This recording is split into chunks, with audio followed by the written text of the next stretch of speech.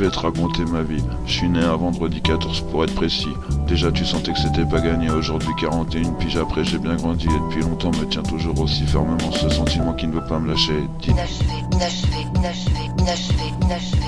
J'écris depuis tout petit par passion. J'ai jamais trouvé la solution pour voir la nuit. Alors à la lumière du tiseron je m'éclairais pour raconter mes histoires sur le papier de mes cahiers de lycée. Au point que j'avais plus de place pour noter les dictées.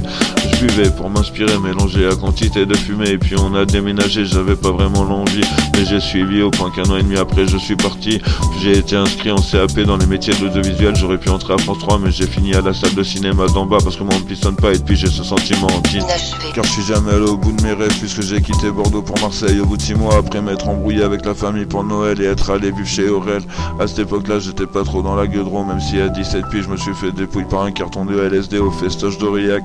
J'étais tellement traumatisé que j'allais pas recommencer tout de suite. Mais avec les premières amours vers les premières free parties, je devenais automatisé. Je parlais à la foudre sur le lac et puis tout s'est achevé. Et puis mes premiers tags avec Antoine qui restait sur le bord du chemin. J'avais beau lui tendre la main, il était définitivement trop loin pour revenir du côté des humains. Je me suis pas pris bien et notre amitié est restée.